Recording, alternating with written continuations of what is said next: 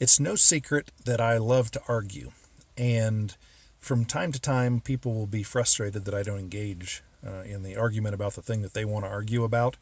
And I have a certain set of expectations, and I'm just going to talk about a few of them. There are more.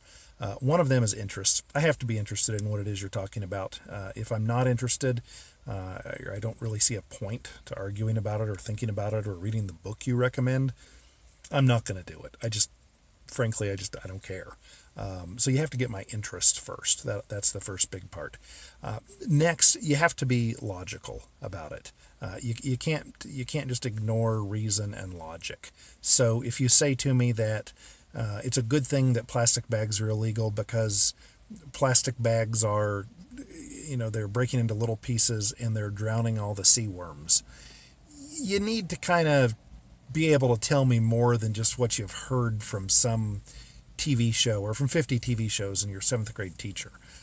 You've got to tell me that it's the plastic bags from middle America, and you've got to tell me about quantity.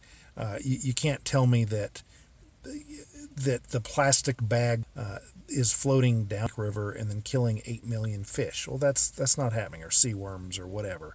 Give me some actual statistics. Tell me how many total sea worm critters there are in the world, how many of them are dying from plastic bags, from inhaling them, ingesting them.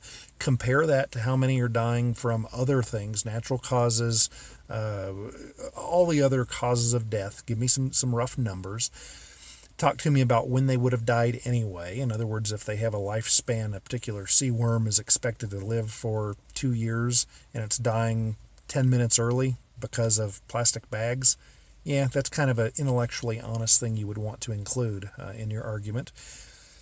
Tell me about the quantity. If 70% of the plastic bag problem, if such a problem truly exists to a material degree, if 70% of the problem is caused by China and India, of the remaining 30%, only 5% is caused by the United States. And of that 5%, if 99% of that is because of people in coastal areas on the West Coast, East Coast, and the Gulf Coast, then it's not going to be a very good argument to me to create thousands of dollars worth of hardship or hundreds of thousands of dollars worth of hardship, convenience hardships, etc., if I'm going to save one sea worm out of 100 billion sea worms that were going to die 20 minutes later anyway.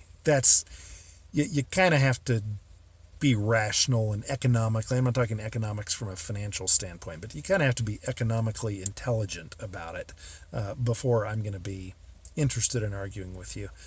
So you don't need to give me big, long papers, but make it common sense. Explain it to me like you'd explain it to a 6-year-old, because some say that's what my mental state is.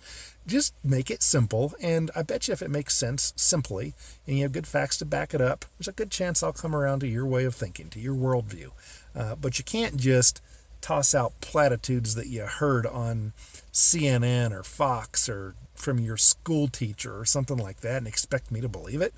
No, I'm going to require a little bit better evidence than that.